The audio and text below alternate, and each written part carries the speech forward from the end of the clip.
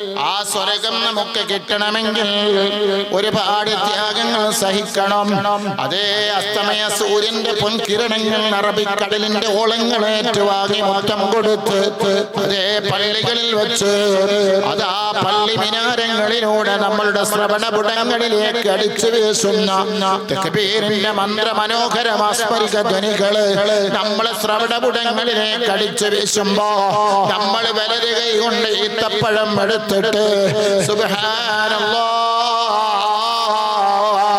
അതേ നോമ്പ് തുറക്കുമ്പോൾ പറയുന്നൊരു ദിക്റുണ്ടല്ലോ, അല്ലാഹുമ്മ ലക ബിസ്മില്ലാഹ് അല്ലാഹുമ്മ ലക സ്വംതു വഅലാ റിസ്ഖിക അഫ്തർതു.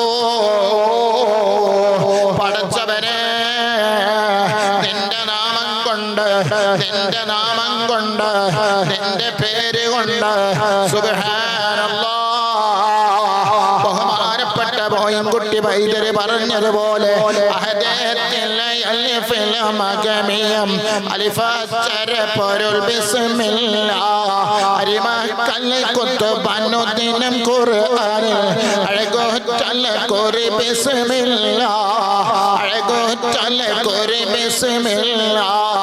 അതേ ബോയംകുട്ടി വൈദ്യര് ഖസ്ബത്ത് ബദറുൽ കുബ്ര എന്ന യുദ്ധ ചരിത്രമേതുമ്പോ ബിസ്മില്ലാഹ് എന്നതിന്റെ ചരിത പവർ പറഞ്ഞില്ലേ? ആ ബിസ്മില്ലാഹി കൊണ്ട് തുടങ്ങിയിട്ടതാ പറയുന്നു. എന്താ പറയുന്നത്? അല്ലാഹുമ്മ ലക സ്വംതു വഅലാ റിസ്ഖിക അഫ്തർതു. പടച്ചവനെ അല്ലാഹുമ്മ പടച്ചവനെ ലക സ്വംതു നിനക്ക് വേണ്ടി ഞാൻ നോമ്പെടുത്തു. വഅലാ റിസ്ഖിക അഫ്തർതു നിന്റെ ഭക്ഷണം കൊണ്ട് നിന്റെ പാനീയം കൊണ്ട് നിന്റെ ഈത്തപ്പഴം കൊണ്ട് നീ തന്ന നാവ് കൊണ്ട് നീ തന്ന ചുണ്ട് കൊണ്ട് നീ തന്ന പല്ല് കൊണ്ട് നീ തന്ന വായിൽ വെച്ചിട്ട് ഞാനത് നോമ്പ് തുറന്നു. കബൂലാക്കണേ അല്ലാഹ്, കബൂലാക്കണേ അല്ലാഹ്. നമ്മുടെ നോമ്പ് പടച്ചവനാണ്, നമ്മുടെ നോമ്പ് പടപ്പുകൾക്കുള്ളതല്ല. നമ്മുടെ നോമ്പ് ഒരു പടപ്പിനുമുള്ളതല്ലോ. നോമ്പ് പടച്ചവനാണ് കൊടുക്കേണ്ടത്. ആ പടച്ചവന്റെ നോമ്പാണെങ്കിൽ അതിന് പ്രതിഫലമുണ്ട്. പടച്ചവനല്ലാതെ ഉസ്താദുമാർക്ക് വേണ്ടിയിട്ട് മാതാപിതാക്കൾക്ക് വേണ്ടിയിട്ട് എല്ലാവരും നോമ്പെടുക്കുന്നുണ്ട്. ഞാനും നോമ്പെടുക്കട്ടെ എന്ന ചിന്തയിൽ എല്ലാവരും പള്ളിയിൽ നോമ്പ് തുറപ്പിക്കുന്നുണ്ട്. ഞാൻ തുറപ്പിക്കാതിരുന്നാൽ മോശമാണ്. പള്ളിയിൽ എഴുതി വെച്ച ബോർഡിൽ ഞാൻ എന്റെ പേരെഴുതിയില്ലെങ്കിൽ മോശമാണ് എന്ന് ചിന്തിച്ചിട്ട് ഒരു നോമ്പ് തുറന്നതും കിടക്കട്ടെ എന്ന് ചിന്തിച്ച് എഴുതി വെച്ചാൽ കൂലിയില്ല, കൂലിയില്ല. കാരണം അല്ലാഹുവിന്റെ വജ്ഹിന് വേണ്ടിയല്ല, അല്ലാഹുവിന്റെ തൃപ്തിക്ക് വേണ്ടിയല്ല, മറിച്ചോ എല്ലാവരും നോമ്പ് തുറപ്പിക്കുന്നുണ്ട്. എല്ലാവരുടെ പേരും ആ ലിസ്റ്റിൽ വന്നിട്ടുണ്ട്. എന്റെ പേര് ആ ലിസ്റ്റിൽ വരാതിരുന്നാൽ ഞാൻ മോശക്കാരനാണ്, ഞാൻ മോശക്കാരനാണെന്ന് ചിന്തിച്ചിട്ട് പേരെഴുതി വെച്ചാൽ നോമ്പ് തുറപ്പിച്ചാൽ കൂലിയില്ല, കൂലിയില്ല. പള്ളിയിൽ നിന്ന് പിരിവ് നടക്കുന്നു. എല്ലാവരും 1000ഉം 500ഉം 2000ഉം ഒക്കെ കൊടുക്കുന്നു. ഞാനെങ്ങനെ പറയാതിരിക്കും, ഞാനെങ്ങനെ പറയാതിരിക്കും? എന്റെ അതാ എന്റെ സ്റ്റാറ്റസിന് മോശമാണ്, എന്റെ അതാ എനിക്ക് ഈഗോ പ്രശ്നമാണ്. പറഞ്ഞില്ലെങ്കിൽ എനിക്ക് മോശമാണ്, എന്റെ തറവാടിന് മോശമാണ് എന്ന് ചിന്തിച്ചിട്ട് ഞാനും പറയുന്നു 1000, ഞാനും പറയുന്നു 2000 എന്ന ചിന്തയിലാണ് പറഞ്ഞതെങ്കിൽ കൂലിയില്ല, കൂലിയില്ല, കൂലിയില്ല. വജ്ഹില്ല. അല്ലാഹുവിന്റെ വജ്ഹിന് വേണ്ടിയാണോ നീ നോമ്പ് തുറപ്പിച്ചത്? അല്ലാഹുവിന്റെ വജ്ഹിന് വേണ്ടിയാണോ പള്ളിയിലേക്ക് കൊടുത്തത്? അല്ലാഹുവിന്റെ വജ്ഹിന് വേണ്ടിയാണോ നീ സദഖ കൊടുത്തത്? അൽഹംദുലില്ലാഹ്, അൽഹംദുലില്ലാഹ്. കൂലിയുണ്ട് മോനെ, നിനക്ക് കൂലിയുണ്ട് മോനെ. ഇന്നത്തെ അവസ്ഥ എന്താണ്? ഇന്നത്തെ അവസ്ഥ എന്താണ്?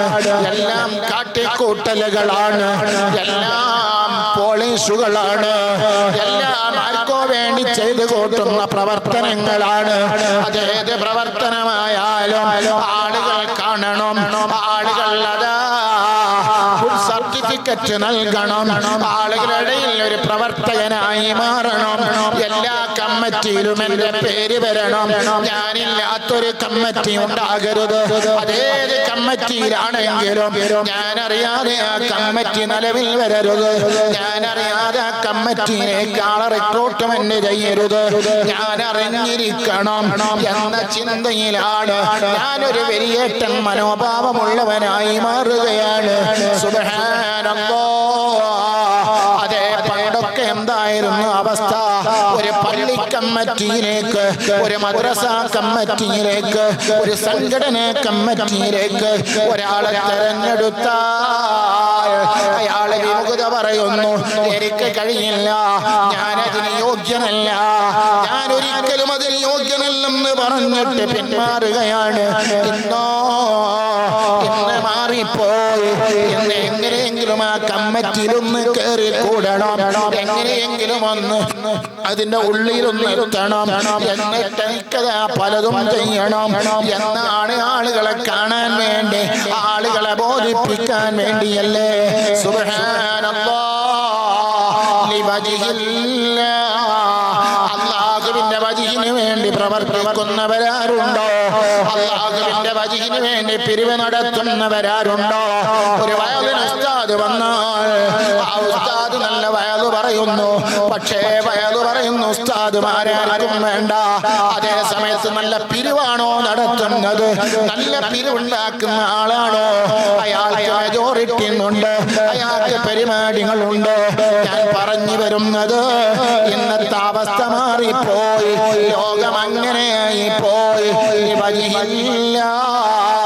വജിഹില്ലാക്ക് വേണ്ടിയിട്ട്, അല്ലാഹുവിന്റെ പൊരുത്തത്തിന് വേണ്ടിയിട്ട്, അല്ലാഹുവിന്റെ തൃപ്തിക്ക് വേണ്ടിയിട്ട് ആരിവിടെ പ്രവർത്തിക്കുന്നു, ആരിവിടെ പ്രസംഗിക്കുന്നു, ആരിവിടെ ക്ലാസ് എടുക്കുന്നു, ആരിവിടെ അതാ നോമ്പ് നോൽക്കുന്നു, ആരിവിടെ നോമ്പ് തുറപ്പിക്കുന്നു, ആരിവിടെ നല്ലതൊക്കെ ചെയ്യുന്നുണ്ടോ?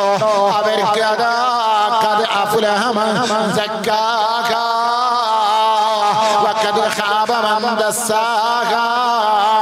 അവര് വിജയിച്ചവരാണ്, അവരുടെ മനസ്സ് സന്തോഷത്തിലാണ്, അവർക്ക് സ്വർഗമുണ്ട്.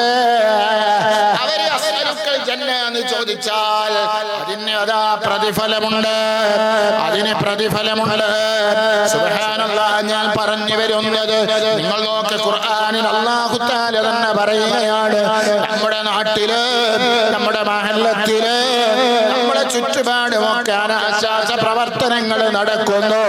മോശമായ ഇടപാടുകളും ഇടപെടലുകളും കൂടിച്ചേരലുകളും നടക്കുന്നു. അത് ആർക്കും മിണ്ടാൻ കഴിയുന്നില്ല, ഒരു കമ്മിറ്റിക്കും ഇടപെടാൻ കഴിയുന്നില്ല.